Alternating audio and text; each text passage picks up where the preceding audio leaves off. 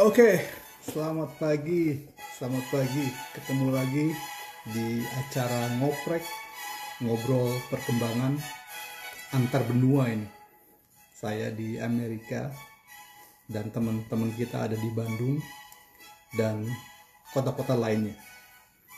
Untuk saat ini kita ada kedatangan featuring guest Kang Barli, Kang Adit Barli. Ini sudah terkenal seniman kita di kota Bandung, seniman dari turun-temurun gitu ya. Untuk sementara ini kita lanjut ke tim kita yang ada di Bandung. Oke, let's go. Bandung, Yuda.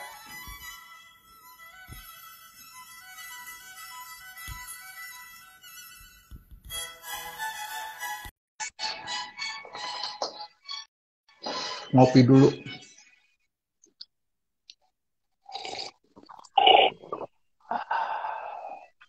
Halo, Soldadu. selamat pagi sana Kang Boy. Halo Kang Boy.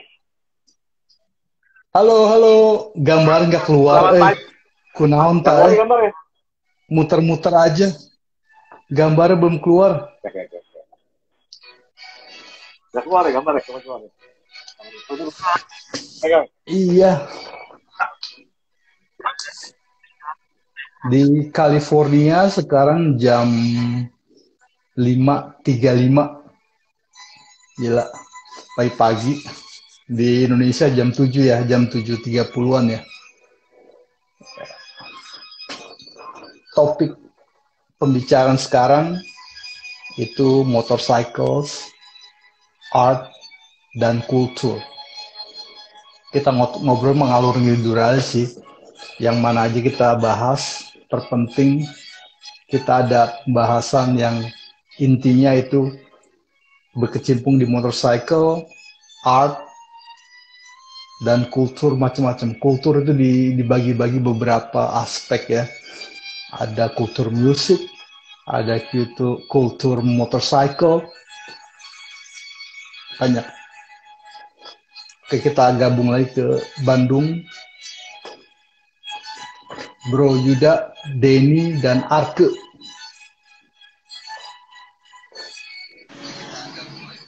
Halo. Nah, ini bagusnya bagus. Sip. Halo. Suaranya. Kang, gimana Kang? Jelas Kang, gambar Kang? Gak jelas sekarang, bagus jelas.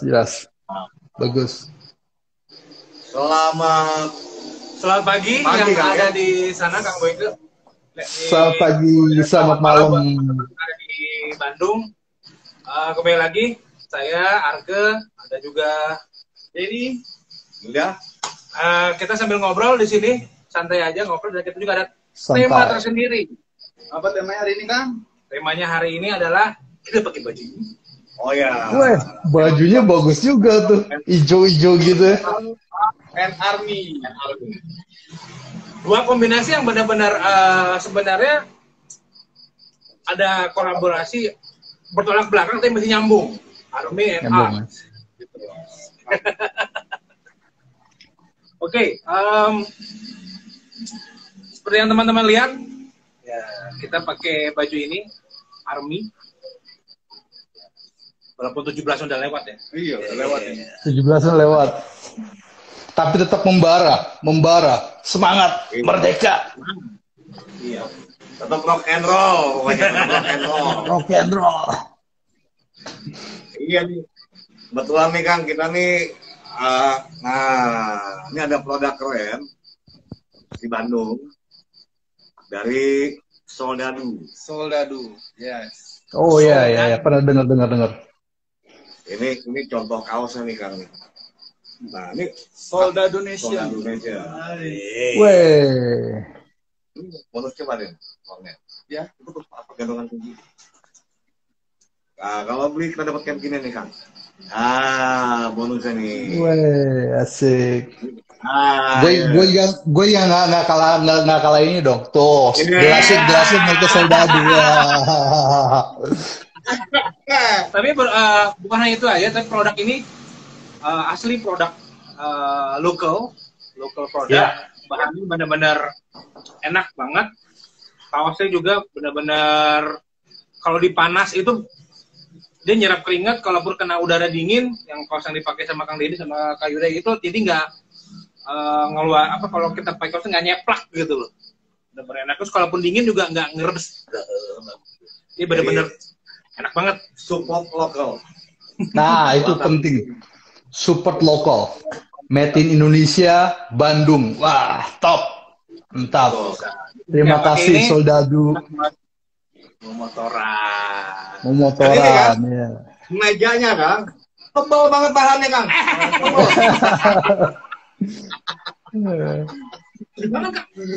Ini BDU-nya ini, Battle Dress Uniform. Jadi yang sini aja ya, Kang. Betul. Yang di sini. Mantap. Oke, Kang Boy. Sip. Gimana Kang di sana? Lagi apa nih Kang? Lagi dingin, panas apa Kang? Kalau udah masuk November nih, Kang. Iya. Udah mulai transisi di sini.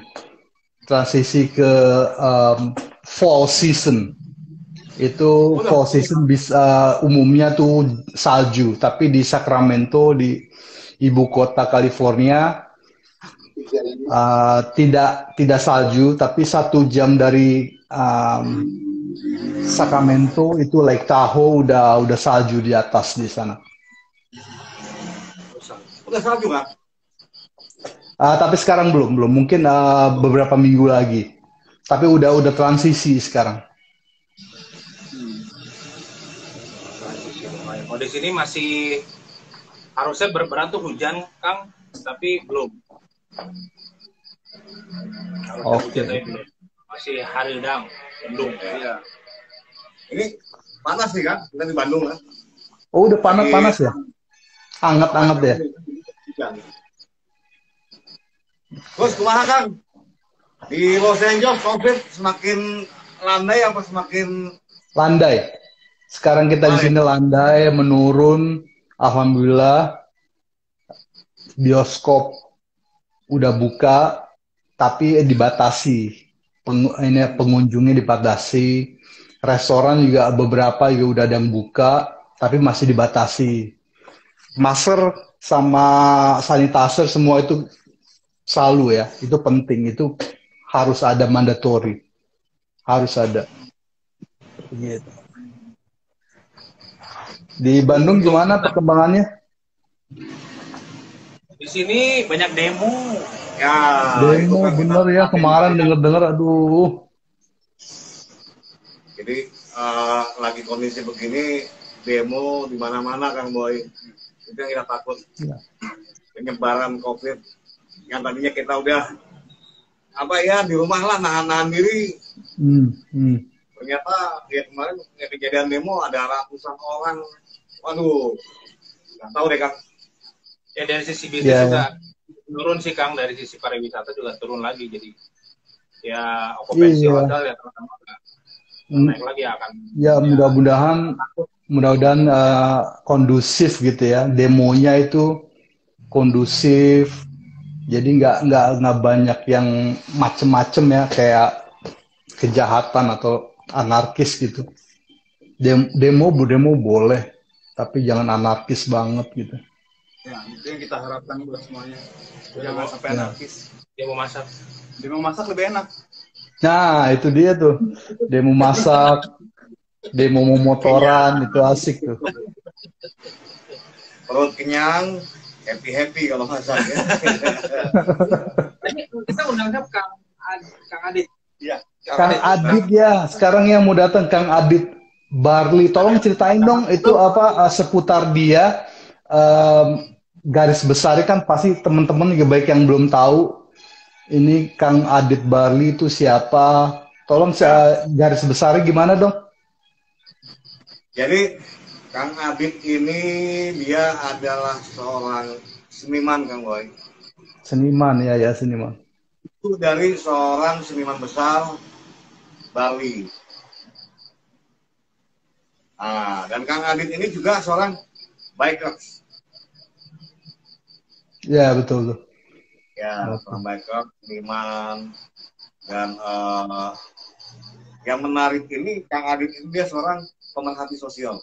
Jadi Okay. banyak sumbangsi yang diinikan untuk orang sekitar. Ya. Oh, itu ada Kang Ferry Mariadi. Halo Kang Ferry, selamat malam. Thank you nonton. Selamat datang Kang Ferry. Kata dia anarkis mah cabokan kan. Penggalak. Disemprot aja, kita mah disemprot aja, disemprot aja cukup. Betul. Ya.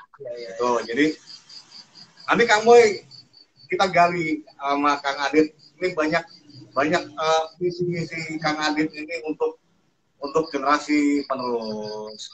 Terus positif lah Kang Boy. Asik. Nanti kita ngobrol masalah hubungan antara motor dengan art, dengan seni. Sama Kang Adit. Ya. Gitu. Banyak benang merahnya lah kayaknya. Ya. Terus juga banyak hal yang bisa digali sih Kang Boy. Kalau di sini sih banyak banget. Mungkin kalau terutama arte ya memang awam banget sama namanya seni gitu. Tapi kan seni itu kan bisa dimengerti oleh orang awam dan enak dilihat gitu. Dan pasti ya nggak sakit mata atau gimana lah gitu kan. Enak banget dilihat kan. Ya, mungkin dari sini kita ada alurnya kan, seni itu macam-macam gitu kan. Sama kayak kita mungkin custom barang motor, ada yang elegan, ada yang sporty, ada yang memang rebel atau gimana gitu kan, tergantung selera. Tapi ini mungkin di sini kita bisa bicara dengan dari besarnya apa sih gitu, antara motor sama seni itu ada apa perpaduannya di mana, kita bisa gali lebih dalam sih Kang sama Kang Adi. Right. Betul tuh. Kalau menurut Kang Boy gimana Kang? Antara motor dengan seni ada pola ini nggak Kang? Ada korelasinya? Korelasi ya. Korelasi.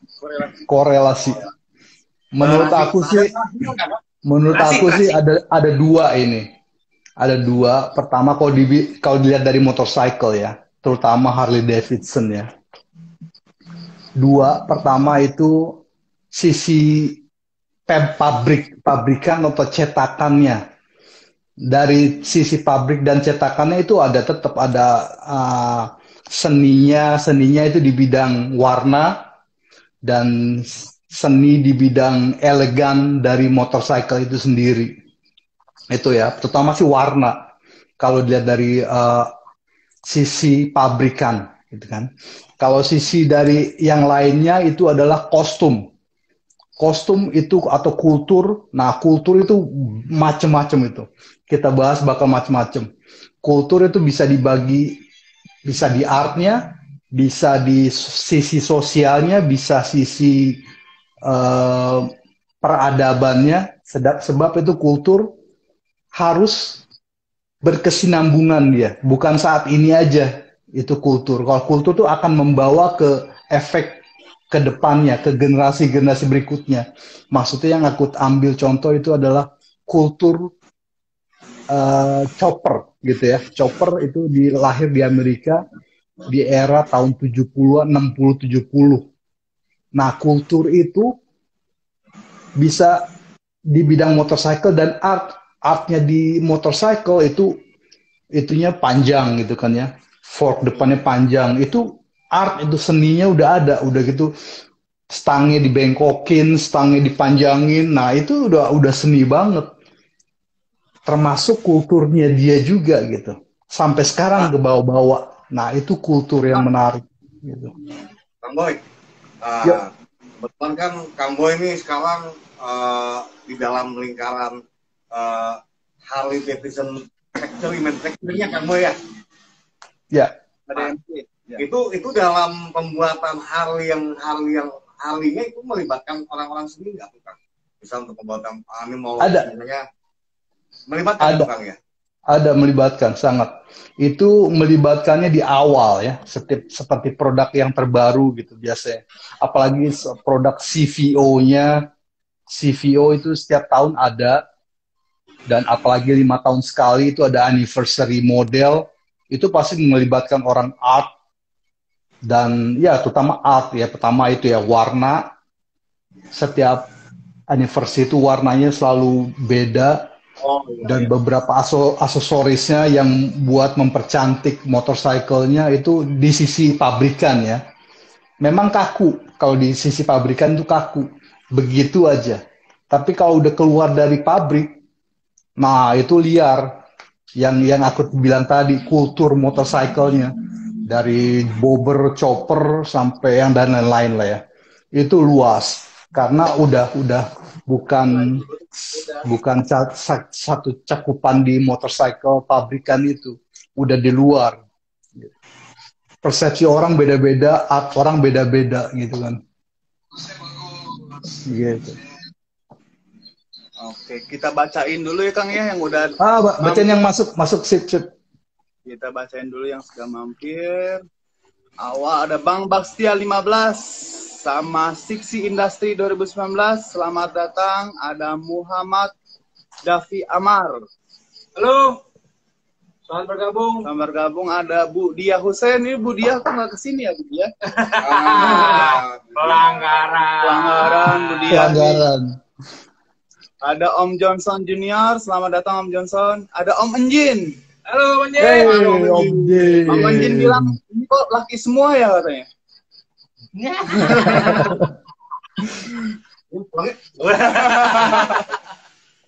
Ini Budianya nggak nongol. Iya nih Bu Dia, aduh. Ada Kang Ferry Mariadi yang tadi udah ngirim komen ke kita. Kang Ferry. Terima kasih Kang Ferry. Thank you. Ada Kang John Boy Rock the World. Halo, Kang. Welcome. Welcome Kang. Ada siapa lagi? Kang Arke. Wah, itu temen aku tuh, temen Thank aku you. dari Ada Teh Irma. Halo, Teh Irma. ada temen aku Halo. kalau Varius itu dari New York, lagi nonton di New York. Oh, siap. Di New Kang York Haji itu Pangestu, sekarang selamat berarti datang, Kang jam Haji. Halo, Bang Haji, atur jam nuhun. 8 pagi ya. Ada Kang Kalvarius. Kang Varius itu yang tadi teman Kang Boy ya? Temen Kang Boy. Ya, di New York. Berarti udah jam 8 di sana. Oke, thank you. Lalu ada welcome baru Nugraha Syamsi. Syamsi. Oke, welcome, selamat bergabung. Lalu hai Teh Irma. Ada Nyonya besar. Ada Nyonya. Bisa ini saya. Oh. Oke, Ya. lagi di kontak dulu Kang. Oke. Teman-teman. Belum lagi. Belum. Oke, teman-teman kalau yang mau bergabung silakan langsung aja. Kita dengan tema tadi ada art and motorcycle. Ya, kalau mau mengirim pertanyaan tinggal tulis aja di kolom komentar. Yes. Pasti kami Oh iya benar ya. Belum masuk ya? Atau Kita nggak apapun. kaku. Ya, kita nggak kaku, santai aja. Kalau ada yang mau bertanya, langsung tanya. Atau kalau mau gabung live sebentar sama kita, let's go. Boleh. Masuk aja langsung. Ya. Ya. Langsung. Gitu. Oke, Kang. Oke, saya Sedena. Oke, dari Kang Amin. Indra. Ya, dari Wali. kabar Indah. Oh, Alhamdulillah, saya, Kang. Saya, Kang. Kang, di sana biasanya kalau misalkan sekarang kayak pergantian musim kayak gini, kebiasaan apa sih Kang yang ada di sana? Biasanya kalau misalkan teman-teman bikers tuh nyiapin motornya kayak atau gimana? Om Adit udah masuk. Oh iya benar, Om Adit. Oh, Madrid udah masuk ya? Udah masuk. Oke, Talib langsung dulu ya. Oke. Om Baik, Adit. Om Adit langsung ya Om. Langsung dilanjut dengan Kang Boyke. Oke. Baik. Baik. Udah. Oke, siap Kang. Nanti kita gegeleon lagi Kang. Kang Ya, Adit, selamat datang. Aku panggil Kang Adit dulu ya. Siap. Oke. Oke, thank you.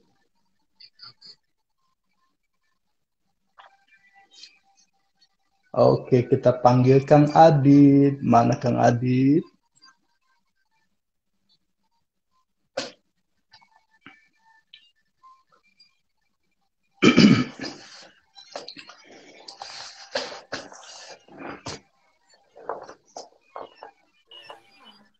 Assalamualaikum warahmatullahi wabarakatuh. Sampurasun. Waalaikumsalam warahmatullahi wabarakatuh. Sampurasun.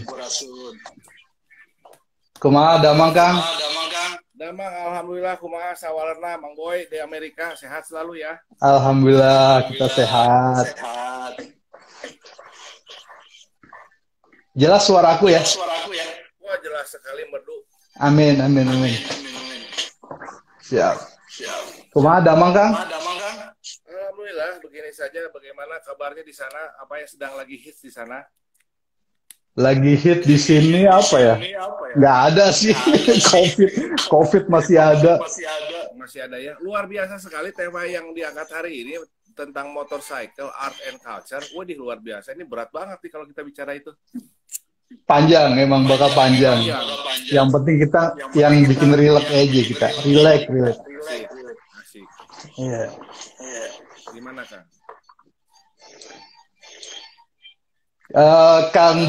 Kang Adit, tolong Kang Adit ceritain dong seputar kepribadian atau profesional Kang Adit sendiri. Mungkin teman-teman belum tahu atau belum mengetahui sepenuhnya gitu. Kalau buat saya sih sebenarnya Kita relax Kang ya, jangan kaku-kaku amat, santai aja. Enggak kaku Kang. Jadi gini Kang, kalau kita bicara mengenai tentang saya pikir nggak penting saya sih Kang sebetulnya. Tapi kalau buat saya sebetulnya saya cuma hanya seorang lelaki yang memang mempunyai sebuah minat yang sangat luar biasa tentang dunia motor, ya. Memang dari kecil juga saya sering motor-motoran. Meskipun waktu saatnya dulu belum punya motor, saya pun sudah ambil motor orang tua saya untuk motor-motoran sebetulnya. Karena kecintaan saya terhadap motor itu sudah dari dulu, ya. Kalau saya bicara tentang saya siapa, saya bukan siapa-siapa, saya hanya orang yang mencintai dunia motor. Kedua, kalau saya sangat tertarik dengan tema yang tadi dilemparkan ya tentang motorcycle, art and culture, itu sebetulnya hubungannya sangat luar biasa. Bahwa luar biasa. Kalau kita luar biasa dan filosofinya itu sangat luar biasa. Kalau kita penggap kata per kata, motorcycle itu filosofinya luar biasa. Art itu filosofinya luar biasa. Apalagi kalau kita berbicara culture itu juga luar biasa. Nah, kalau boleh ini saya jabarkan sebetulnya. Sok. Motorcycle itu kan bukan biar rame. Iya, bukan sekedar kendaraan kalau menurut saya, tetapi dia merupakan satu bentuk yang diciptakan untuk memudahkan kita ya dalam melakukan sebuah perjalanan dalam kehidupan sebetulnya ya. Kalau dulu kan otomatis kalau bicara mengenai kalau kita dari dulu orang zaman dulu belum tahu motor, adanya tahu ini sepeda. Dari sepeda gimana caranya untuk mensimplify segala sesuatu, akhirnya dia berikanlah bagaimana caranya akhirnya menjadi motor ya. Nah, motor itu sendiri kan juga diciptakan menjadi sebuah dari karya seni kan Kang, dari hasil olah pikir seseorang. Sehingga akhirnya bukan hanya sekedar dia berfungsi sebagai alat pengantar, alat transportasi saja, tetapi bagaimana diciptakan untuk bagaimana dia mempunyai nilai atau value dari sisi seninya, gitu. Nah, ketiga kalau kita berbicara budaya, akhirnya bagaimana akhirnya motor ini menjadi tren. Nah, itu kan menjadi budaya gitu, ya. Nah, kalau kita kaitkan sekarang dengan keadaan sekarang sebetulnya yang menjadi catatan penting buat saya sebetulnya, motorcycle itu kalau buat saya di sini sekarang itu tadi, dia bukan sekedar kendaraan, bukan sekedar benda seni saja biasa, tetapi sebetulnya dari motor, kalau kita memang seorang bikers ya, kita bicara motor ini, bahwa motor ini bukan hanya sekedar alat transportasi saja, tapi sebetulnya ada filosofi di balik itu. Filosofi bagaimana terjadi sebuah pergerakan, ya. Terus bagaimana akhirnya motor ini menjadi bagian daripada kehidupan, bukan hanya benda mati biasa saja, gitu. Terus begitu. Untuk akhirnya apa setelah itu, apa yang akan kita budayakan. Terus bagaimana kalau kita juga berbicara tentang motor, ketika kita menggunakan motor, kalau kita, kenapa penting di sini ada artnya, kalau kita tidak menggunakan artnya, seni mengendari motor, atau kita tabrak-tabrak tuh, ya Kang. Betul.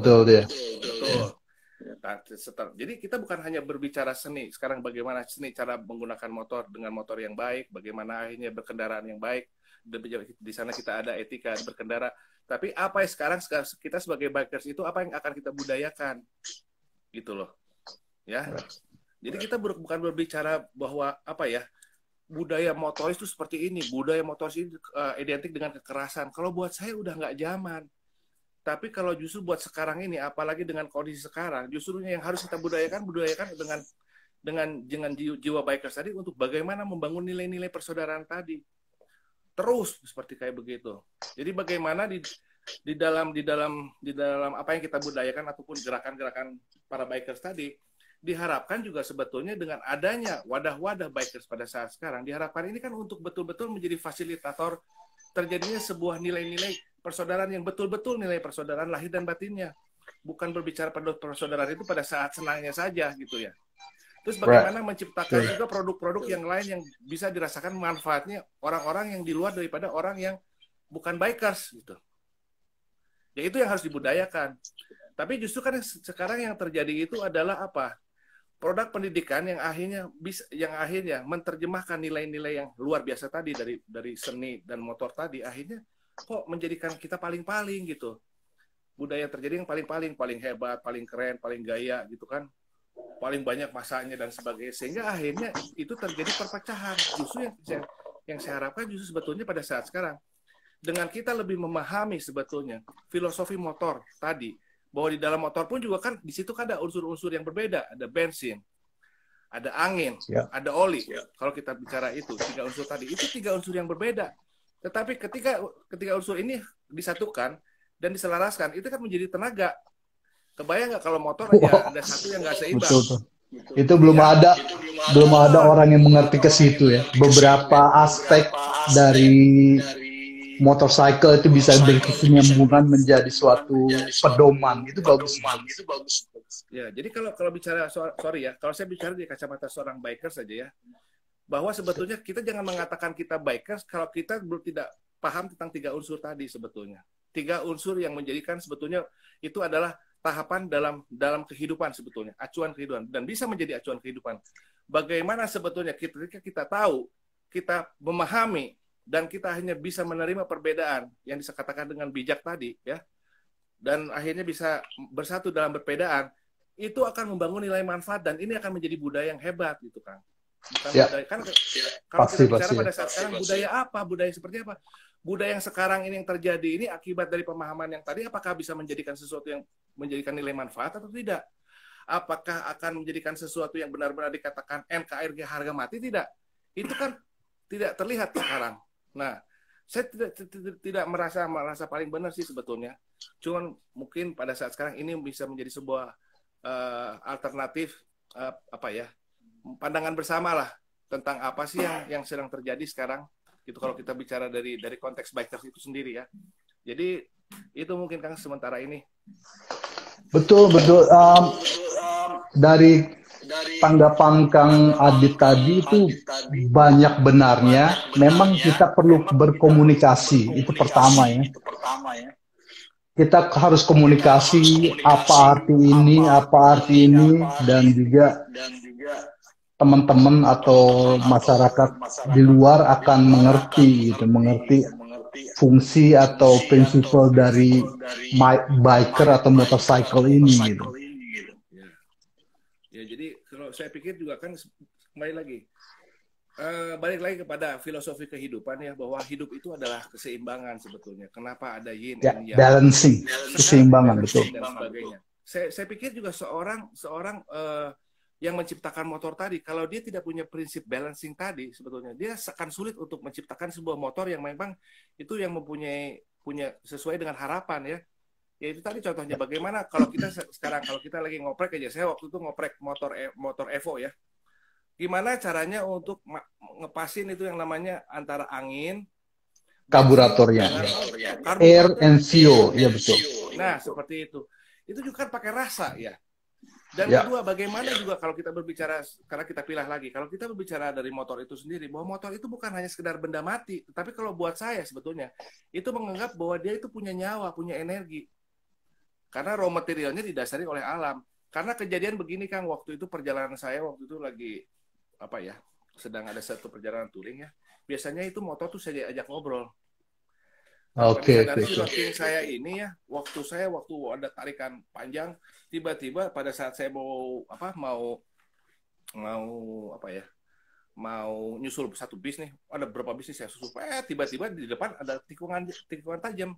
Dari depan itu udah kelihatan tiba-tiba ada muncul satu truk, Kang. Ya.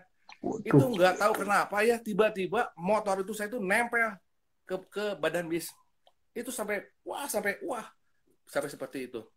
Itu kejadian berapa kali. Kedua, waktu itu saya pakai Elektropolis.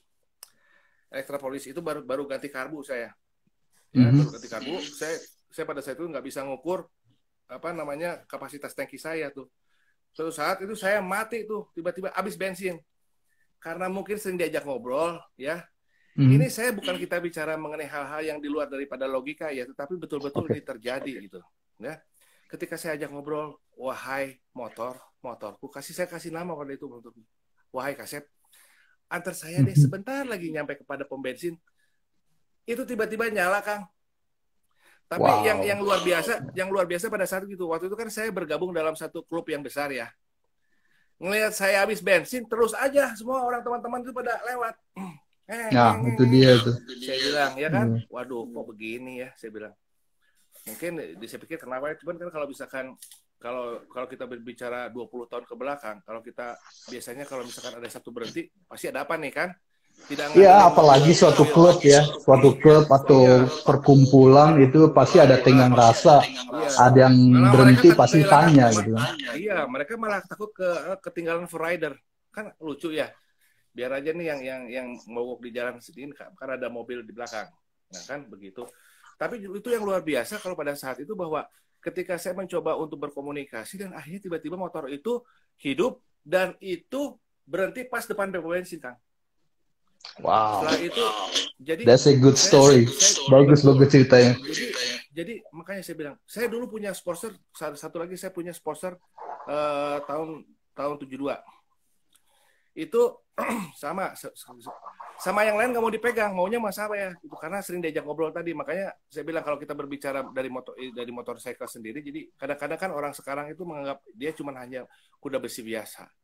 Ya, tetapi sebetulnya ada nilai-nilai yang energi tadi yang sebetulnya menempel untuk akhirnya kenapa seperti ini. Kok motor itu seperti nempel di kita gitu. Ya karena mungkin hal seperti kayak begitu, Kang. Makanya itu adalah juga bagian daripada seni kita sebetulnya. Seni, kalau kita bicara seni tadi berarti kan kalau kita bicara, nah sekarang balik lagi ke seni.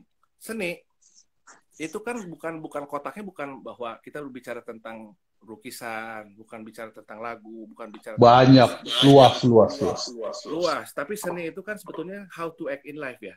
Bagaimana kita berperilaku dalam kehidupan. Jadi lebih kita mengutamakan rasanya. Jadi itu saya merasakan jadi bahwa ketika ini disambungkan semua akan menjadikan sebuah budaya menurut saya. Saya membudayakan bahwa saya menganggap motor saya ini bukan benda mati, tetapi benda yang mempunyai energinya gitu. Di mana akhirnya terkoneksi dengan saya seperti itu. Jadi makanya saya bilang kalau ketika berbicara dengan topik tadi ada tiga kata tadi itu sebetulnya luar biasa. Jadi sangatlah bermanfaat ketika kita paham tentang tiga kata tadi yang sebetulnya itu sangat berkaitan. Itu kan. Ya. Ngerti. Memang luas kalau kita ngobrol ngupas salah satu motorcycle, kultur dan art itu luas. Iya betul. Apalagi tadi aku nggak salah aku pernah dengar juga temen mengajak ngobrol motor ya, dan dia filosofinya tuh mungkin orang lama, biasa orang senior kita suka begitu gitu. Aku juga sangat banyak pertanyaan tuh kenapa ya, tapi memang ada korelasinya gitu. Jadi sebetulnya itu tadi, makanya pentingnya juga pemahaman seni dalam kehidupan kan sebetulnya kan untuk akhirnya berkaitan dengan kehidupan kita yang lain. Jadi pada saat kehidupan kita berkendara, bagaimana kita bisa mengendalikan ego kita kan seperti itu. Banyak hal sebetulnya yang bisa kita pelajari. Apalagi pada saat sekarang mungkin kita berkesempatan untuk punya motor yang mungkin orang lain tidak punya karena nilai eksklusivitas tadi kan sebetulnya. Tapi kalau buat saya pada saat sekarang nilai eksklusivitas itu sebetulnya terjadi dari sikap sebetulnya. Dari sikap kita seorang yang menunggangi motor tadi. Ya, betul. Jadi justru makanya saya bilang ketika orang paham tentang seninya tadi, dia akan goalnya akan menjadi sebuah perilaku pada saat dia berkendara seperti itu.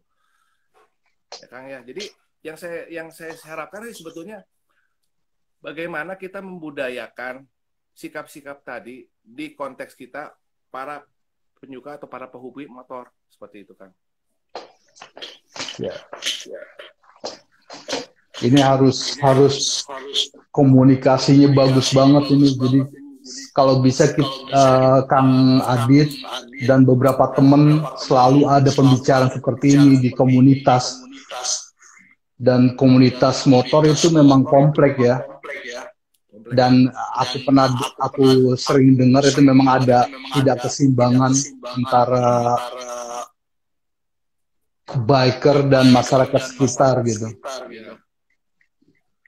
Ya seperti itulah. Jadi balik lagi kepada bagaimana ego kita Kang sebetulnya seperti itu. Karena kalau di dalam seni sebetulnya pemahaman seni ada 3 hal, ada 4 hal yang sebetulnya bisa membangun sebuah karakter, yaitu bagaimana kita bisa mengendalikan ego dan emosi kita. Dengan seperti itu akan terbentuklah konsentrasi kita. Dengan konsentrasi pasti akan ada logika dasar di mana di situ ada nilai-nilai toleransi. Sampai dengan yang keempat adalah tahapan berpikir dari mana kita memulainya seperti itu. Jadi mulai dari awal kita berangkat, niat kita untuk berangkat. Dasar apa kita untuk berkendara tadi? Apakah dasar kita untuk merasa paling hebat? Nah, ini yang mungkin yang bisa yang dengan pemahaman seni tadi Kang gitu tadi. Karena ini akan berkaitan dengan budaya tentunya. Budaya. Jadi kenapa masyarakat pada saat sekarang mungkin masyarakat masih di luar daripada penyuka motor besar, mereka tidak suka dengan seperti kayak begitu karena mungkin itu tadi sikap-sikap yang tanpa disadari keluar. Tapi tidak bisa disalahkan seperti itu karena buat saya pun karena begini Kang. Seperti contohnya di dalam pemikiran saya bahwa salah pun punya nilai, budaya ini pun punya nilai dalam kehidupan. Di mana di sini kita jangan bicara mengenai salah itu jelek, tetapi salah itu akhirnya punya nilai bagi kehidupan. Sehingga akhirnya tugas kita sekarang untuk menyeimbangkan untuk akhirnya bukan dengan menyalahkan, tetapi ayo kita memulai satu budaya yang baru. Budaya yang dilandasi berkendara dengan apa? Dengan seni. Akhirnya kita budayakan apa nilai-nilai tadi, Kang. Jadi otomatis kalau kita berangkat dengan ego, hasilnya pun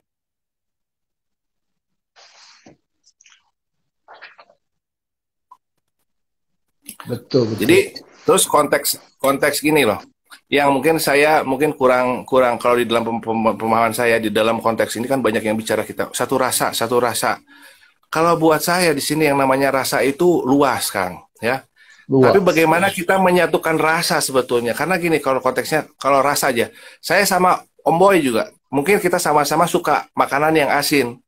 Tapi mungkin kadar asin Bang Boy dengan saya pasti berbeda gitu. Kan begitu. Ya. Nah, begitu pula juga di dalam grup sebetulnya. Di dalam grup, kelompok, ataupun wadah organisasi motor. Kan begini, pasti banyak karakter di situ, ya. Pasti. Adapun satu kesalahan, ada perbedaan pendapat, itu suatu hal yang wajar sebetulnya. Tetapi kan itu bukan harusnya jadinya perpecahan kalau menurut saya, Kang. Karena perbedaan itu perlu dalam konteks pendewasaan untuk menjadikan sesuatu yang lebih baik ke depan. Bagaimana, kan begitu? Nah, itu mungkin. Jadi sebetulnya salah pun punya nilai kalau buat saya sebetulnya di dalam konteks berkendara. Saya gini, kenapa dulu saya masih ingat aja dulu ya. Dulu itu saya sampai nyuri-nyuri motor supaya nyuri-nyuri kesempatan untuk bisa menggunakan motor orang tua saya pada saat itu. Saya lakukan dengan berani, Kang. Dengan berani, pokoknya mau jatuh-jatuh deh, pokoknya mau yang penting saya ngegas aja. Tapi kalau kita bicara sekarang, mungkin harus jadi rasa itu dibangun, misalkan mau nyetir mobil. Saya dulu belajar nyetir itu mundurin mobil langsung SD kelas 6. Gitu ya, Kang. Tapi saya berani untuk menjalankan itu. Mau nabrak ya nabrak gitu. Tapi orang tua saya pada saat nabrak, bukan. Nah, kalau gitu kamu nggak boleh begitu. Bukan disalahin saya karena nabraknya, tapi disalahkan sekarang kamu gimana supaya benar gimana. Jadi bagaimana menerjemahkan salah itu sehingga akhirnya salah itu bisa diterjemahkan secara bijak untuk ketika mereka masuk dalam konteks benarnya dia akan paham tentang dengan benarnya. Gitu loh, Kang. Jadi benar-benar filosofi motor aja itu luar biasa, Kang. Kita bisa belajar banyak sebetulnya dari motor tadi. Bagaimana itu tentang kinerja mesin yang ada di dalam, bagaimana seluruh zat yang ada di situ itu bisa bersatu, menyatu untuk akhirnya menjadi sebuah tenaga. Tanpa oli paling benar, tanpa bensin paling benar, tanpa angin paling benar, kan tidak seperti kayak begitu. Tapi ketika semua diselarasan, ini akan menjadi sesuatu yang luar biasa. Yang saya harapkan begitu sebetulnya. Jadi sebetulnya perbedaan ini adalah kekayaan. Bukan perbedaan ini akhirnya akan menjadi satu benih-benih perpecahan. Jadi sebetulnya itu yang harus dibudayakan kalau menurut saya, Kang. Amin, amin. Mudah-mudahan ke depan kita semakin dewasa, semakin ya mengerti itu akan persaudaraan. Apalagi Bandung, Kang Barli. Aduh, Kang Adit, Bandung itu adalah sejarahnya motorcycle gitu ya. Betul kan? Dan dengan ada perpecahan-perpecahan, nanti apa yang dilihat dari komunitas yang lain atau daerah-daerah lain itu. Jadi kalau bisa Bandung tuh kok bisa solid saja gitu, persaudaraan kuat gitu. Ya. Tapi kalau menurut saya begini, Kang, perpecahan juga mungkin sekarang harus, ya nggak apa-apa, memang ini dinamika dalam sebuah perjalanan, sebuah sejarah ya, Kang, ya, bahwa pernah terjadi perpecahan. Tetapi kalau buat saya, karena ayolah dari perpecahan ini kita menjadikan sesuatu yang memang saling melengkapi akhirnya. Bukan dari perpecahan ini akhirnya saling apa ya, saling merangkul apa untuk akhirnya membuat koalisi. Nah, itu yang kalau buat saya yang saya sayangkan tuh seperti itu, Kang. Ya, mau bagaimanapun balik lagi lah, kita apa sih yang membedakan kita? Hanya baju. Kita sama-sama makhluk ciptaan Tuhan yang ya, karena besok juga kan tinggal 1x2, Kang. Ya. Besok juga balik kita 1x2, cuma saya pengen 4x8. Ya, kenapa? Saya pengen kamar mandi di dalam, Kang. Udah di dalam masa kamar mandinya keluar ya kan? Bawa ember masa dari luar ke dalam seperti itu, Kang. Waduh, makin rame nih ngobrolnya, dalam banget gitu ya. Sementara aku bacain dulu ya, yang mau datang, yang datang nih siapa aja nih, banyak nih. Tuh ada temen-temen. Terima kasih yang sudah nonton kita nih, yang lagi live sama Kang Adit. Ada Salim, ada Calvarius, nice topic. Katanya thank you. Ada Dedi Ado Supriyadi, thank you. Kang Varius nanya ini teh kakaknya Wenda. Ya, kakaknya Wenda. Ya. Oh, dijawab tuh. Ya, saya kakaknya Wenda. Seperti itu. Dari Gas, halo Om Boy, halo, apa kabar? Dari siapa lagi nih? Koming pon di beli koming di Bali, apa kabar? Kang Ali Murphy, halo, selamat bergabung. Ya, oke. Ada cerita apa lagi, Kang Adit, di tentang motorcycle nih? Apalagi, aku mau nanya, udah jalan kemana aja, Kang Adit? Udah yang paling mengesankan dan paling apa ya? Kira-kira yang sangat menginspirasi banget buat para teman-teman yang bisa ditangkap gitu. Jadi gini, kalau yang paling mengesankan kalau buat saya semuanya relatif ya. Tapi kalau buat saya pada saat sekarang ini adalah pertama bahwa ketika pada saat itu saya punya yang dinamakan dengan pendidikan gratis untuk anak-anak yang termarginalkan, Kang.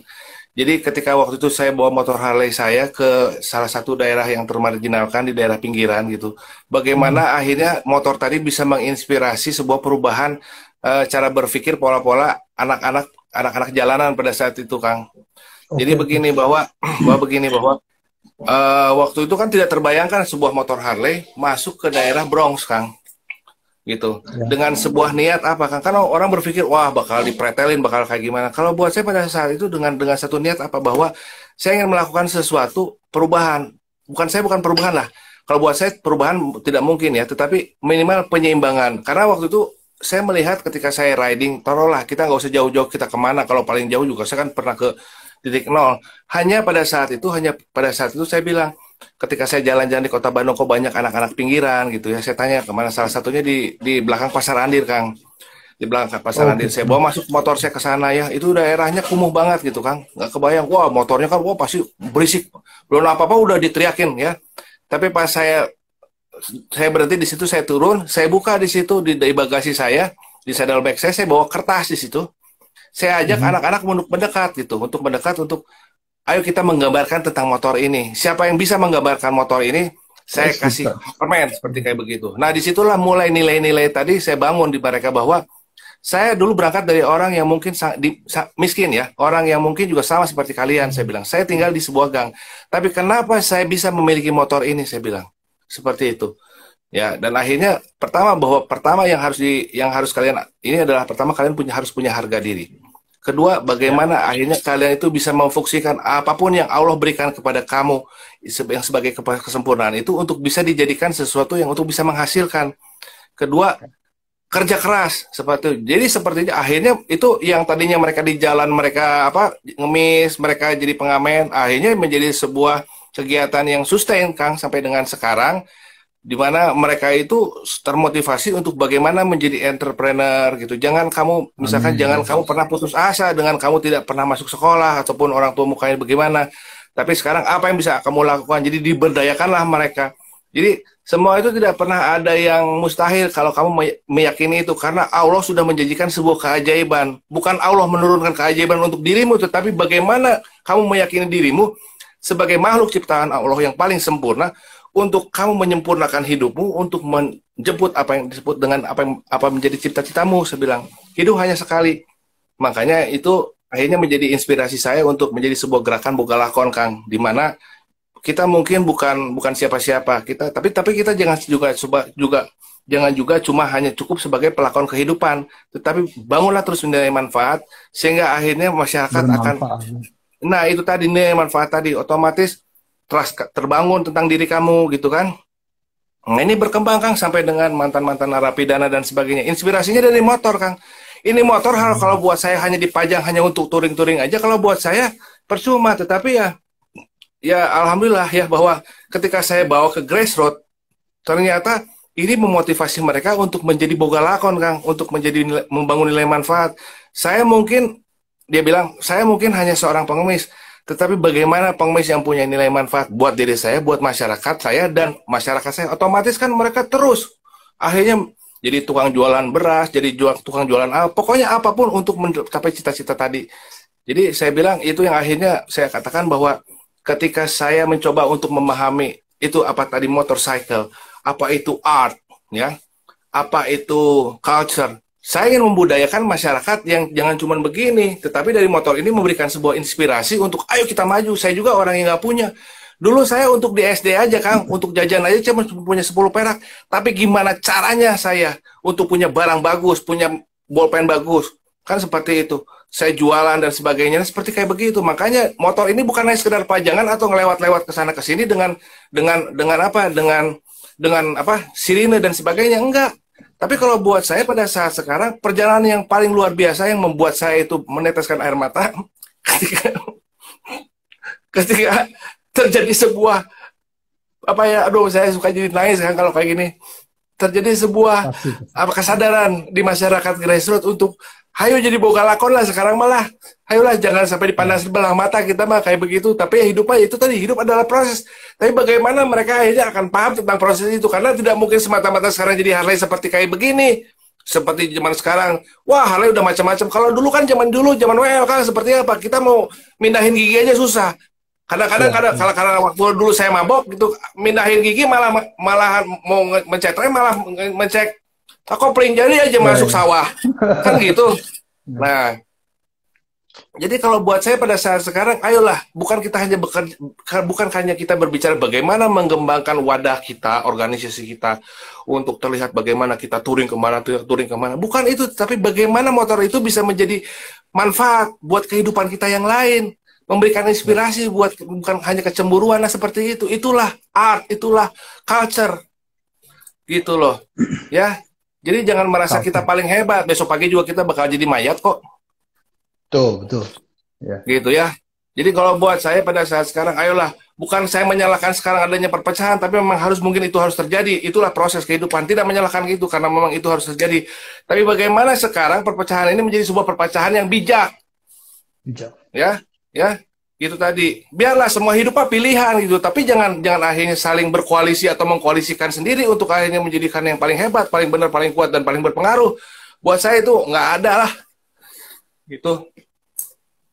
Ya, seperti itu kan. Sangat apalagi biker kita pasti pendidikannya ada kan. Jadi kenapa nggak bijak gitu ya? Kenapa nggak responsif kepada sekitar gitu ya, itu perlu komunikasi yang berkesinambungan biar biar teman-teman tuh mengerti apa artinya kultur, Ya, apalagi seperti itu. biker. Memang luas Ya, banget, luas banget ya. luas banget. Jadi bukan berarti budaya bikers di Amerika, misalnya kalau kita bicara Harley ataupun begitu, itu pindah ke sini dengan adanya. Kalau buat saya, euforia-euforia seperti kayak begitu harus bagaimana ya? Ya memang boleh lah, tapi adalah penjembannya. Jadi kalau buat saya mungkin sekarang ada nggak ke depan para bikers dengan pemahaman dan pemikiran seperti ini? Ya mudah-mudahan juga kan ini menginspirasi. Ya Ya. banyak. Jadi ketika contohnya kita mau ada contohnya gini deh, kita mau penggalangan dana untuk dana bantuan bencana dan sebagainya. Bukan kita mengumpulkan beras dan sebagainya, tapi kan kita masing-masing punya kapasitas ya. Ya. Apa? Tapi misalkan dari latar belakang yang berbeda, apakah kita buka bengkel gratis kayak untuk masyarakat yang tidak mampu, ya. Terus akhirnya ikut mendistribusikan mereka untuk apa? Untuk mendapatkan pekerjaan dan sebagainya. Itu yang penting, Ya. kalau bisa mendapatkan lapangan pekerjaan. Betul. Jadi dengan adanya COVID pada saat sekarang ini kan juga terlihat mana sih sebetulnya nilai-nilai persaudaraan yang sebetulnya diharapkan muncul dari para bikers yang otomatis mereka itu kan apa para pengendara ya. Jadi para pengendara ini kan sebetulnya membawa misi. Misi apa yang dibawa? Misi persaudaraan. Bagaimana akhirnya bukan berbicara sekarang, wah adanya COVID begini, mereka semua saling menyelamatkan diri, bagaimana caranya kita menyelamatkan diri dan kelompok kita masing-masing, tetapi bagaimana kita untuk menjadi penyambung rasa di dalam kehidupan. Ya, menjadi penyambung rasa. Ini daerah ini kurang apa? Ayo kita berangkat ke sana, ayo kita menginspirasi banyak orang atau bagaimana? Atau ini daerah kurang paham tentang ilmu ini, ayo kita datang ke sana untuk. Nah, seperti kayak begitu. Jadi itulah bikers yang benar-benar dia tahu seni dan dia tahu budaya. Gitu. Ya Kang ya. Jadi mudah-mudahan aja muncul ke depan dengan apalagi setelah obrolan seperti kayak gini memunculkanlah ide-ide ke sana. Wah, luar biasa. Alhamdulillah gitu kalau buat saya sih. Jadi Amin. menurut saya ini perjuangan belum selesai Kang. Jadi mudah-mudahan segala bentuk komunikasi ini bukan berarti merasa bahwa kita paling benar, paling hebat, itu jauh lah. Tapi justru kita menyadarkan untuk kita saling melengkapi dalam kehidupan. Ya. Gitu Kang. Saling melengkapi. Apa sih Dit lu yang belum punya? Ayo kita support ininya. Oh, yang belum punya. Ayo untuk siapa? Untuk masyarakat termarginalkan. Tapi secara bijak kita juga mendidik mereka, bukan dengan akhirnya menjadikan juga masyarakat jadi begini. Nggak seperti itu. Bahwa gue punya motor ini dari gue susah loh gitu. Kan seperti itu salah satu contohnya. Ada nilai-nilai fighting spirit, how to struggle. Kan begitu kan. Jadi wah luar biasa.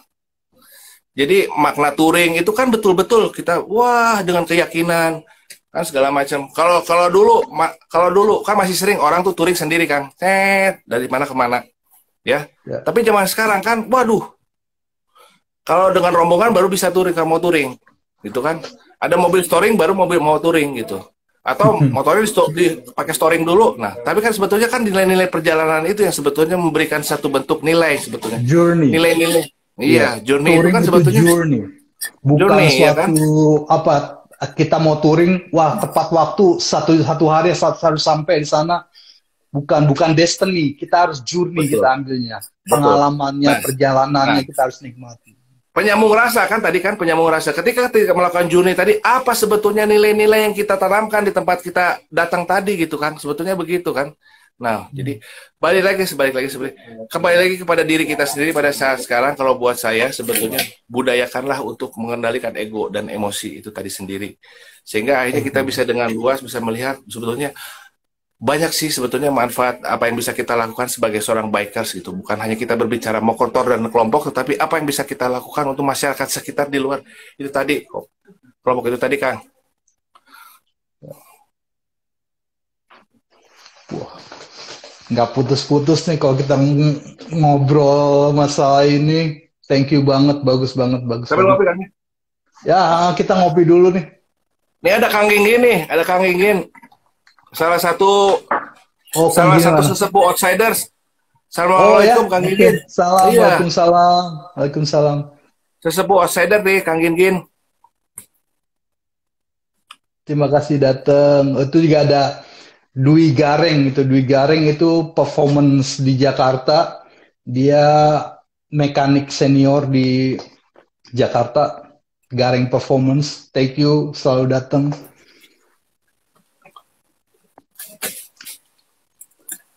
Ya, tema kita itu adalah tentang motorcycle, art dan kultur. Emang ini tiga komponen ini selalu mengikat dan luas. Betul. Luas penjelasannya atau pengertiannya ya. Setiap orang berbeda-beda dan kita ngupas apa itu sebenarnya dan apa itu yang kita harus lakukan kita sebagai biker gitu. Hatur nuhun Kang Gingin, salam baktos juga untuk keluarga besar Outsider Kang Gingin.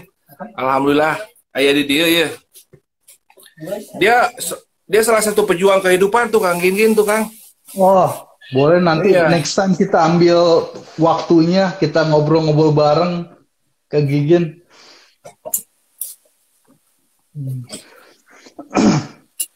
Asik. Terus untuk di Amerika sendiri gimana Kang?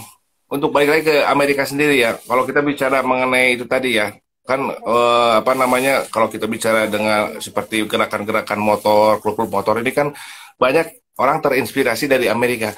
Nah di Amerika sendiri gimana Kang? Saya balik nanya nih, apa sih yang mau dibudayakan, apa dan jadi budaya apa di sana? Sebenarnya dari kacamata aku pribadi di Amerika itu kultur motorcycle itu memang adanya begitu gitu ya, apa adanya dia. Kebanyakan memang brutal, negatifnya banyak karena didominasi para biker veteran. Itu kita lihat dari historisnya ya. Historisnya itu di awal-awal tahun 40 setelah Perang Dunia Kedua. Perang Dunia Kedua mereka selesai, mereka merdeka, freedom gitu ya. Tentara-tentara perang pulang. Nah saat itu mereka party, wah kita menang dan lain-lain. Nah dari awal situ mulai pergerakan kultural motorcycle yang seperti geng-geng gitu. Bukan geng club, kayak Hill Angels, Fogos, Mongols dan lain-lain. Nah dari culture itu terlihat biker itu sangar, biker itu arogan. Memang dari seputar dibalut lagi dengan film-film gitu ya. Film-film artis Hollywood, ada tentang geng juga, ada tentang rock and roll dan lain-lain.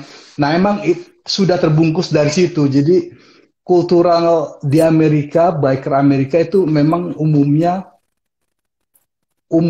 itu negatif. Negatifnya maksudnya bukan negatif, seperti arogan gitu ya. Arogan dan gagah dan suatu euforia tersendiri gitu. Tapi tidak 100% ya.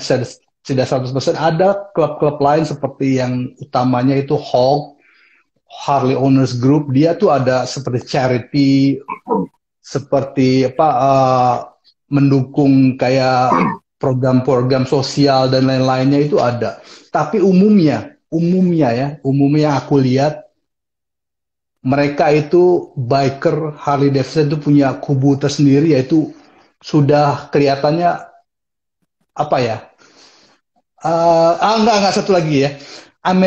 Di biker Amerika ini tidak banyak motor-motor lain. Itu kuncinya pertama. Karena apa? Kenapa? Karena didominasi ke American motorcycle, Harley Davidson, Indian, dan lain-lain. Jadi jarang sekali kita lihat motor-motor Jepang atau Eropa. Ada sekian beberapa persen, tapi umumnya American motorcycle.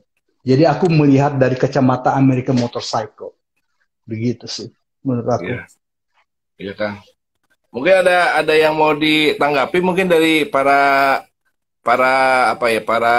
sahabat yang sedang menonton ini, mangga loh.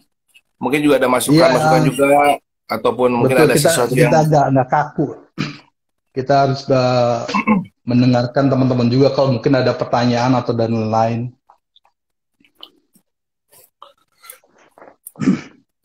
Dan juga di Amerika kan biker itu ada waktunya gitu, bukan ada waktunya, ada karena disesuaikan dengan cuaca atau iklim. ada summertime, ada springtime, ada fall. Kayak sekarang saat ini Oktober sudah mulai beranjak ke fall season. Itu udah mulai mungkin beberapa minggu lagi udah salju di sebelah utara. Nah itu mereka biker udah mulai stop dan mereka ya istilahnya untuk memperbaiki motornya dan lain-lain. Jadi season salju mereka nggak keluar gitu. Iya. Yeah. Jadi sebetulnya spirit apa sebetulnya yang bisa menjadi satu acuan kalau buat saya, kalau untuk para bikers ini kan sebetulnya kan yang menjadi trendsetternya itu adalah Amerika ya. Nah, Ya, jadi kalau menurut Akang sendiri sebagai orang Indonesia yang tinggal di Amerika pada saat sekarang, itu yang menjadi acuan spiritnya itu apa? Yang bisa diambil sebetulnya? Acuan, oke. Kalau kita ngomong acuan spiritnya itu adalah brotherhood. Brotherhoodnya di Amerika tuh tinggi banget untuk biker. Kayak contoh tadi aku dengar cerita Kang Adit habis bensin, tetapi temen tuh lewat aja. Di Amerika enggak. Kita mogok nih ya. Mau ketemu Harley, mau ketemu mau ketemu klub Hill Angels atau apa pasti ditanya. Berhenti dia. Can I help you? Ditanya gitu, berhenti. Can I help you? Oh oke, I need gas, kita perlu bensin dan lain-lain. Itu dibantu. Dan juga ada satu lagi yang paling kecil. Setiap biker berlawanan arah ya. Kita lewat sini, ada lewat sana. Kita selalu melambaikan tangan. Itu yang paling kecil tuh. Selalu begini atau selalu begini. Itu ada filosofinya. Filosofinya itu saat itu historinya itu di cowboy. Waktu zaman cowboy naik kuda, mereka kalau ada kuda satu berlawanan, minimal tuh angkat topi atau begitu ya. Ada tanda-tandanya, hey kayak gitulah modelnya. Nah itu diadopsi lagi ke motorcycle di biker. Biker selalu bilang selalu melambaikan tangan atau ada kode tersendiri gitu. Itu selalu ada. Gini, ya? Gitu ya? Ya, itu koboi ya, itu koboi. Tapi di saat ini biker itu hanya tangan atau ya biasa tangan sih, gitu. Dan dia itu yang kita, nah koboinya udah kelihatan tuh. Ya, jadi ya itu brotherhoodnya tinggi banget. Apalagi dalam suatu klub. Wah itu kalau udah satu klub itu udah sangat istilahnya keluarga di nomor 2, nomor 3.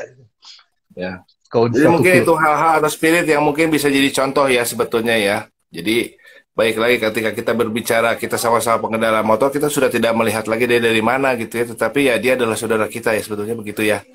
Ya jadi ya mudah-mudahan itu spirit yang bisa kita ambil juga sebetulnya untuk di sini ya, khususnya untuk di Bandung ya.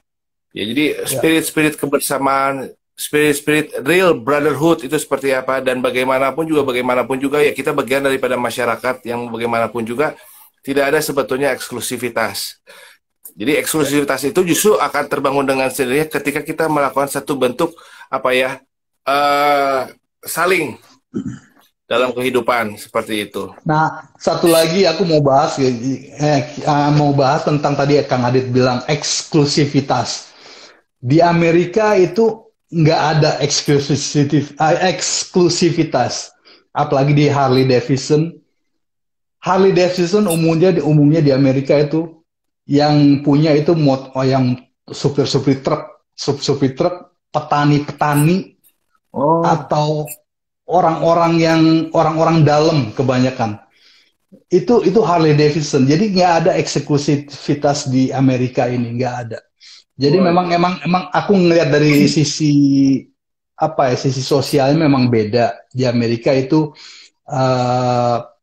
istilahnya kehidupannya itu yang paling besar itu adalah working class. Working class itu di middle wage-nya. Enggak, jadi kalau di Indonesia kan si kaya dan si miskin tuh jenjangnya jauh banget. Kalau di Amerika tuh si miskin sedikit, tapi yang paling banyak itu working class. Working class di middle-nya.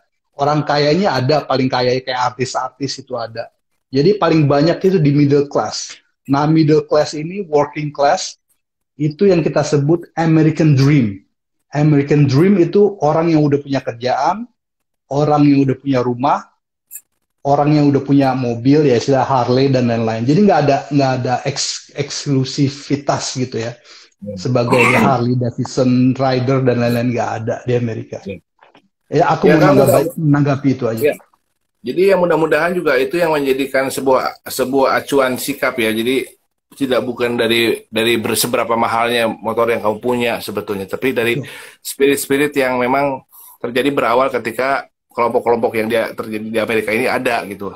Mudah-mudahan juga bisa tersebar luaskan betul nilai-nilai tadi. Jadi kalau buat saya, yang saya harapan saya bahwa dengan adanya pembicaraan ini tentunya bisa menjadi sebuah inspirasi lah ya, bagaimana ketika kita melakukan sesuatu, apalagi kita berbicara bahwa kita adalah seorang bikers, ya mudah-mudahan itu tadi ya, bagaimana ini menjadi sebuah nilai acuan kehidupan, bahwa di mana kita mengacu kepada nilai manfaat tadi gitu. Seberapa besar, apalagi kalau kita bicara di Indonesia ya, bahwa nilai sebuah Harley Davidson itu kan sangat luar biasa ya, sehingga akhirnya ini yang kadang-kadang juga yang menjadi sebuah simbol. Tapi balik lagi kan, simbol itu kan hanya di dalam kehidupan ya. Mudah-mudahan dengan seperti kayak begitu, yang besar harapan saya bahwa klub-klub yang ada pada saat sekarang ini benar-benar membangun itu tadi, produk-produk yang bisa bermanfaat bagi orang-orang, tentunya khususnya di luar daripada klub-klub bikers ini. Dan dia bisa terkoneksi dengan apapun komunitas yang ada. Bukan tujuannya untuk membuat sebuah koleksi, tapi akhirnya saling melengkapi untuk ini loh, produk Bandung tuh ini loh, kita punya kekayaan banyak nih di sini nih, dengan komunitas yang sebegitu luar biasa gitu ya. Nah ini jadi spirit tadi juga sebenarnya juga mungkin mudah-mudahan bisa terinstall. Jadi balik lagi, niat kita untuk menjadi bikers apa, niat kita untuk masuk dalam kelompok itu apa, dan bagaimana sebetulnya niat awal atau yang menjadi visi daripada sebuah kelompok yang saya nilai semua pasti visinya luar biasa deh, hebat itu. Tapi balik lagi, bagaimana kita pada saat menjalankan sebuah organisasi, menjalankan motor kita, apa yang menjadi niat tadi, sehingga akhirnya kita menjadikan alam ini betul-betul sinergi dengan kita, bagaimana kita seorang bikers juga bersinergi dengan alamnya, karena kita juga bicara seperti kayak begitu, bahwa hidup kita kan bukan hanya manusia saja ya, tetapi juga ada alam sekitar, bagaimana bikers juga bisa menginspirasi untuk bagaimana sih menghargai alam, bagaimana sih bisa akhirnya menginspirasi semualah banyak dengan pergerakan motor tadi ini, untuk wah ayo semangat kita untuk bagaimana kita apa yang kita bisa berikan untuk kehidupan ya. Orang lain belum punya motor, gimana caranya lu pada bisa punya motor dengan menghargai sebuah proses gitu, karena ya betul nggak Pak Kang? Betul. Seperti tadi gitu kan, proses sih. Wah ini banyak nih yang nonton nih Kang. Banyak ya, alhamdulillah nontonnya. Alhamdulillah ya. Dari Rionaldi Putra, idola saya. Waduh, Kang Adit nih idolanya banyak nih. Wah, enggak, bukan lah. Bukan saya kali, itu Kang Boy kali. Kang sambil makan Kang. Mangga. Waduh, makan apa tuh? Nggak bisa wae. Ini karena saya kemarin kena sakit, darah tinggi. Oh. Ini istri saya kasih saya ini nih. Buah belimbing. Oh, buah belimbing. Waduh. Itu salah satu buah yang jarang ada di Amerika. Yang lainnya ada, kayak nangka ada, belimbing itu kita jarang itu dapat. Aduh, ini luar biasa Kang. Makan dulu ya Kang ya. Iya. Siap. Terus kita di luar pembicaraan nih Kang Adit. Boyke ngeliat Kang Adit tuh selalu pakai baju army. Nah ini tolong ceritain, ini ada apa nih ceritanya di army nih, di army look. Kayaknya gagah banget dia pakai army nih. Kalau saya tuh lebih kepada filosofinya Kang, semua juga. Oke, filosofinya. Jadi bukan sekedar yang saya pakai ataupun saya mengikuti tren, enggak. Saya kebetulan mengkoleksi baju-baju army itu sudah lama. Ya, khususnya Amerika, karena saya pecinta pada saat itu film-film perang. Ya. Sama. Ya. Me too, gue juga sama. Ya. Tapi begini Kang, kenapa saya suka di sini ya, khususnya Amerika ya. Sebetulnya banyak nilai sebetulnya yang saya lihat dari film-film, bagaimana sebetulnya posisi, jadi bagaimana sebetulnya filosofi tentara, filosofi gini, sampai dengan pada saat itu juga saya bikin satu statement untuk bagaimana menjadi sebuah mental healing untuk para prajurit kita, Kang, pada saat itu. Kenapa? Oke. Jadi spirit tentara itu pertama bahwa dia itu sebuah profesi yang memang dalam artian bukan profesi yang awalnya memang bukan untuk gagah-gagahan, tapi bagaimana ada nilai-nilai perjuangan di situ. Itu yang saya ambil di situ, Kang. Kedua, bagaimana nilai-nilai fairness yang ada, ya. Fairness. Ketiga, bagaimana dia sebetulnya dia dengan karena tugasnya itu harus membunuh, bukan dia cita-cita sebagai pembunuh, Tuh. ya. Tapi karena tugasnya dia harus membunuh, gitu loh. Nah, pada satu kesempatan nih, Kang, ya. Pada satu kesempatan, saya melihat apa ya, saya bilang, sampai ada beberapa, saya bilang ada beberapa mantan narapidana pernah mereka kasus 338 membunuh orang, sampai dengan para tentara yang terpaksa membunuh pada saat itu mengalami gangguan jiwa. Saya cuman begini, satu bilang bahwa harusnya pertama itu profesi yang kalian ambil, ya. Tapi pada saat itu kamu harus membunuh orang karena kembali lagi, anggaplah pada saat itu kamu dipilih oleh alam, ya, sakar saning Allah menjadi penguji keikhlasan seseorang, itu saja. Betul nggak? Oke, ya. Harusnya bersyukur, saya bilang. Baru bersyukur, saya bilang. Jadi contohnya itu akan menjadi satu hukum sebab akibat yang disebut dengan hukum sunatullah, hukum sebab akibat. Jangan jadi tentara dong kalau kamu nggak mau membunuh orang atau kamu tidak mau dibunuh orang. Begitu, ya, bukan karena kebencian membunuh itu, tapi karena tugas. Tapi dibalik itu, kita sebagai penguji keikhlasan orang tua si prajurit yang terbunuh itu, betul nggak, Kang? Betul. Dia mengikhlaskan nggak anaknya berprofesi sebagai tentara yang dimana di situ akan erat atau dekat kaitannya dengan kematian, mau terbunuh atau dibunuh, kan? Contohnya begitu. Jadi kalau kita berbicara tentang filosofi baju-baju army saya, karena saya bilang hanya nilai perjuangan tadi, bagaimana sebetulnya nilai-nilai patriotis yang ada, ya, bagaimana sistem mulai daripada pendidikan di tentara itu yang menjadikan orang itu akhirnya bisa dan mau melakukan tugas dan sampai dengan bisa melakukan apa yang mungkin orang bilang tidak bisa, itu membunuh, seperti itu. Brainwash. Ya, brainwash. Jadi kalau buat saya ini kebanggaan sebetulnya. Jadi kalau ini sih, saya di luar daripada itu, saya dulu senang nonton film perang, terus saya senang gaya-gayanya gitu loh, gaya-gaya rock and roll gitu loh. Yang kalau menurut orang, kalau sekarang kan gaya rock and roll menurut saya itu bukan sebuah sesuatu yang jelek kalau memang diterjemahkan secara bijak. Rock and roll itu kan kesannya kan mabuk-mabukan dan sebagainya dan apa sampai dengan bagaimana. Kalau buat saya itu rock and roll itu lebih kepada sebuah semangat, letupan-letupan semangat, spirit. Ada nada-nada yang membuat kita tuh jangan takut salah, bukan kita mau salah, bukan, tapi jangan takut salah dalam kehidupan itu, bablas aja. Kalaupun salah, mau bagaimanapun benar tidak akan pernah benar, dan paham dengan benar kalau kita tidak pernah masuk salah, seperti itu, Kang. Makanya itu. Kalau ini mah sepertinya untuk ini aja. Jawabannya asik, ngobrolnya panjang, aku suka banget. Kayaknya harus ketemuan ini. Next time ya, insya Allah aku datang ke Indonesia, kita ketemuan, kita ngobrol macam-macam, wah. Harus, Kang. Ngalor ngidul. Harus, Kang. Gitu. Jadi ini sih sebetulnya hanya ciri sebetulnya, tapi yang paling penting kan ini hanya fashion. Tapi kalau buat saya kan sebetulnya jiwa. Seperti itu, ya. Seperti itu. Jadi kalau ini sih lebih kepada apa sih yang suka sesuai dengan jiwa saya, ya. Spirit saya seperti itu, makanya saya senang menggunakan begini. Kalau misalkan jiwa ya tetap aja seperti ini. Jadi jangan orang tuh terhipnosis dengan yang dipakainya gitu loh. Orang ngelihat putih, ya, orang ngelihat putih disangkanya paling benar dalam kehidupan, kan belum tentu, ya. Balik lagi, Allah sudah menciptakan kita dengan segala bentuk kesempurnaan akal, pikiran, dan hati untuk bisa menerjemahkan secara bijak apa yang kita lihat, apa yang kita dengar, apa yang kita rasakan. Orang ngelihat kayak begini, rompi ada begini, ada itu kan dibilangnya bad boy segala macam.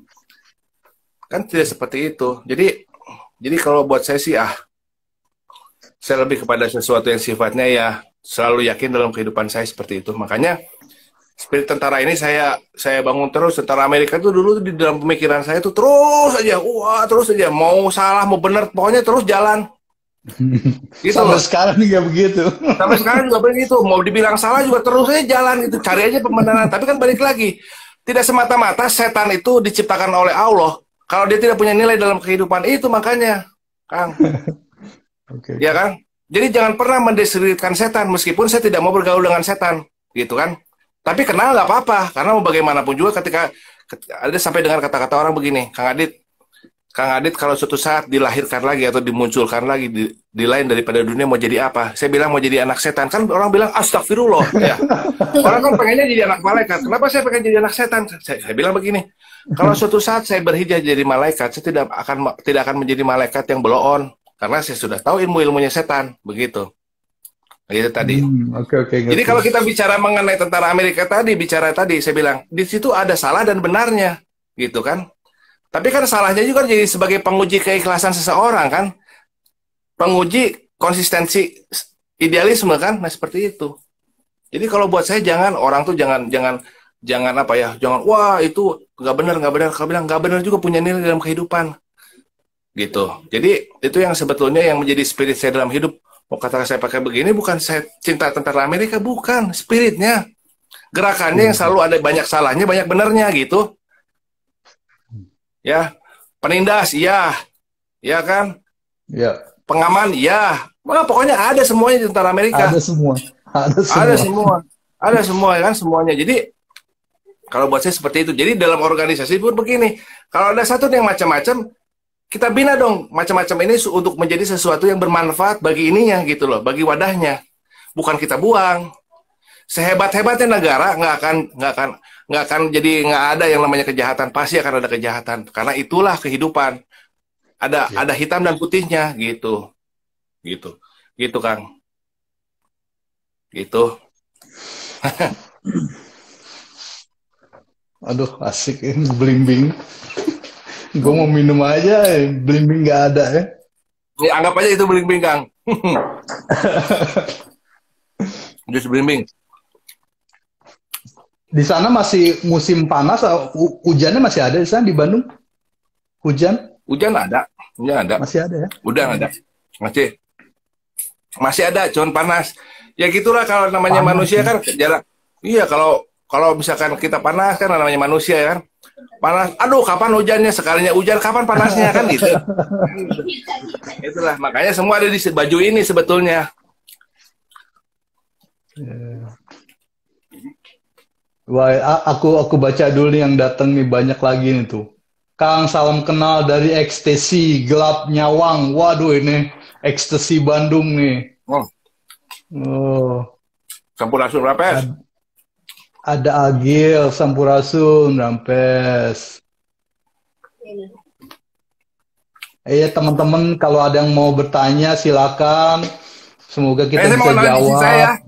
Ini si saya nih. Si Tete, mana Tete? Apa kabar? Assalamualaikum Teh. Ya. Yang boga lakon nih si saya nih, anti mainstream juga nih. Anti mainstream ya.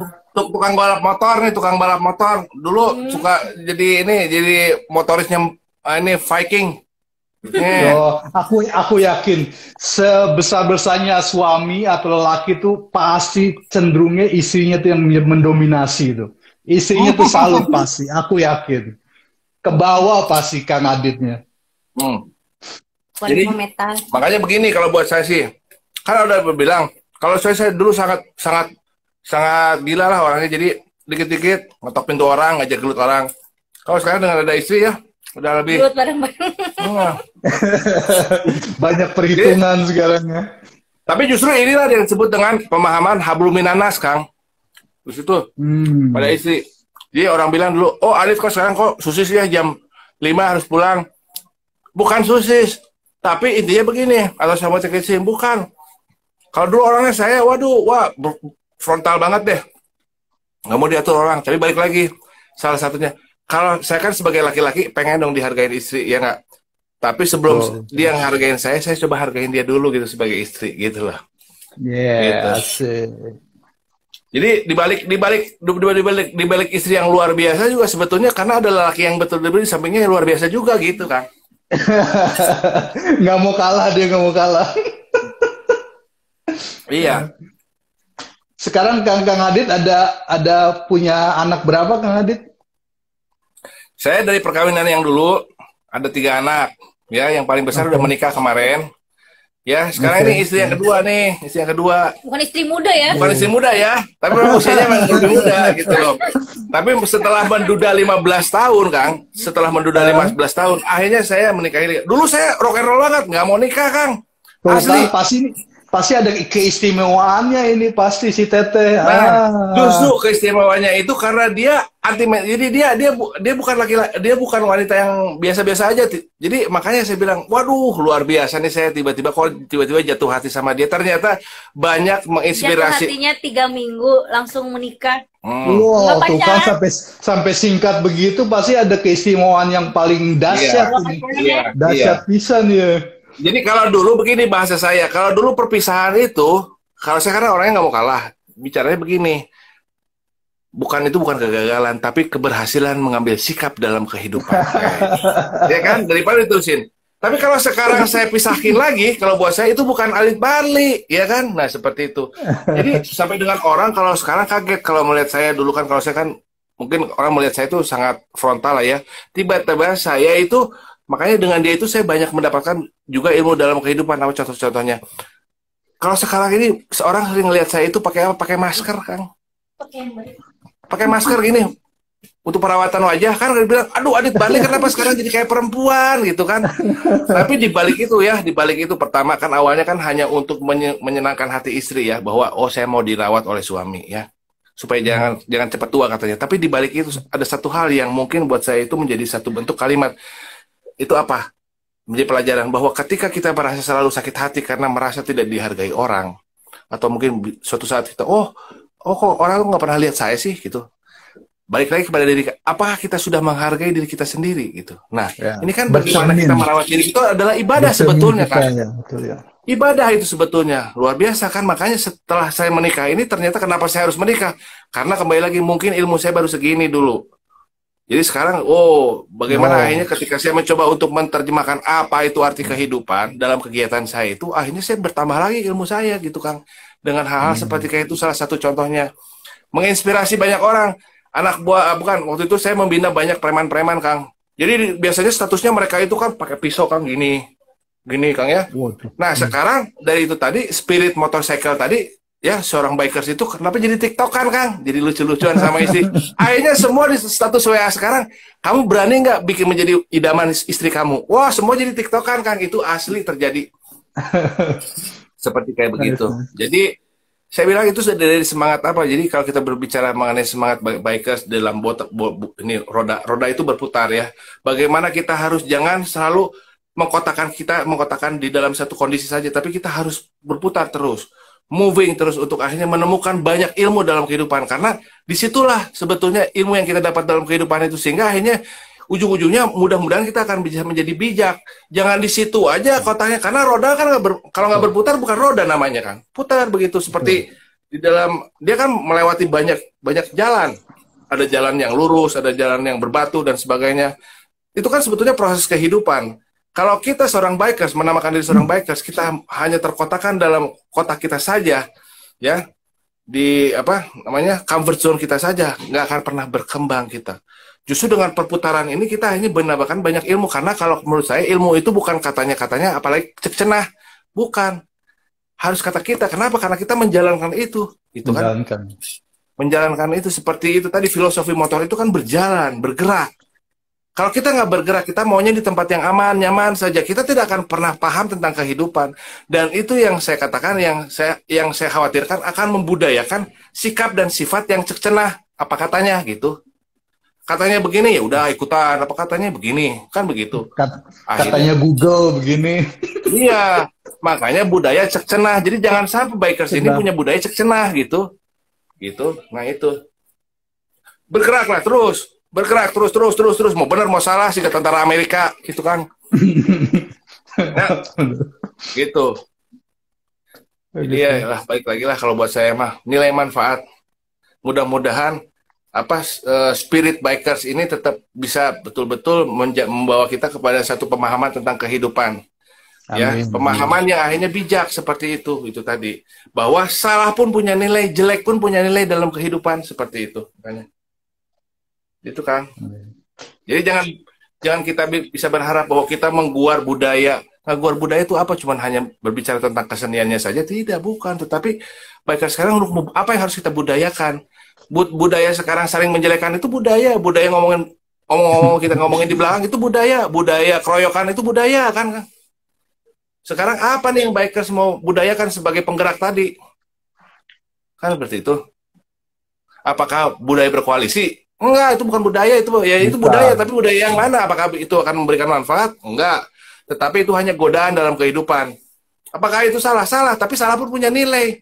Gitu. Silakan mereka seperti itu, tapi bukan sekarang kalau kita samanya aja dengan kita menyalahkan mereka berarti sama juga dengan posisi awal, tetapi ayo kita melakukan sesuatu yang akhirnya membudayakan apa yang disebut dengan nilai persaudaraan lahir dan batinnya. Amin, amin. Wah, gua nggak bisa berkata-kata apa nih.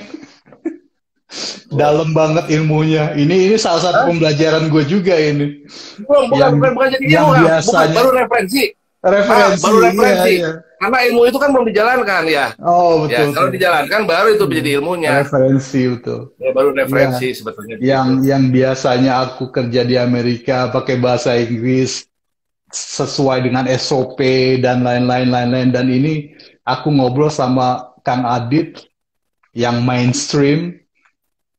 Anti-mainstream, deep, suatu pembahasan yang dalam suatu aspek motorcycle, kultur, dan art, itu membuka wawasan gue juga, pribadi aku.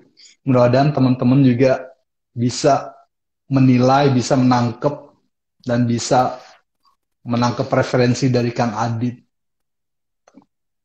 Mantap, bagus. Enggak, Kang.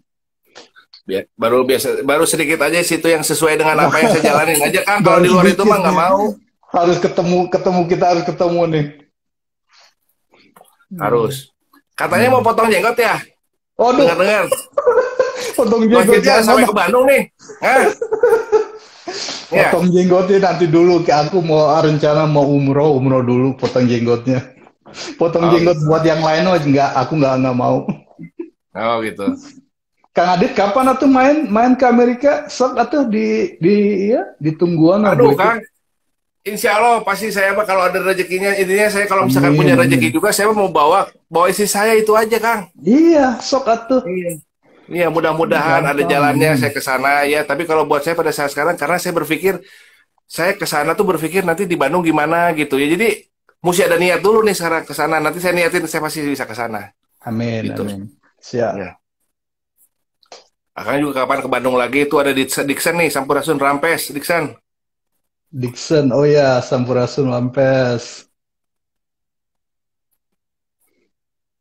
Yeah. Dari Arya, dari John Bobby Rock the World. Waduh, namanya John Bobby Rock the World. Keren. Menggetarkan dunia, Kang. Dari Leo Ariel, Wingday, kapan Om Boy jadinya? Wingday Pangandaran itu aku dengar jadi tahun depan, tapi bulan Juni katanya sih. Tapi masih ini ya, berkembang ya, nggak tahu, tergantung situasi COVID di Indonesia. Tapi sementara panitia mau mengumumkan itu bulan Juni tahun 2021. Historical Wingday Pangandaran yang digelar sama HDCI Bandung. Ya. Baik, Kang. Apa aja lah kita ngobrol sembari. Biasanya kalau live IG begini limit timingnya itu 1 jam sekian gitu. Aku nggak kelihatan nih timingnya. Jadi kalau tiba-tiba mati kita mati gitu aja. Mungkin giliran orang lain ngomong, Kang, sekarang jangan saya aja yang ngomong. Kan tadi ada narasumber lain mungkin ya. Siapa tuh? Aduh, teman-teman kalau ada yang mau ngomong kasih tahu, ngacung, nanti aku panggil gitu. Sok, saha Kang Johnny Bobby Rock the World. Let's go, kalau mau ngacung.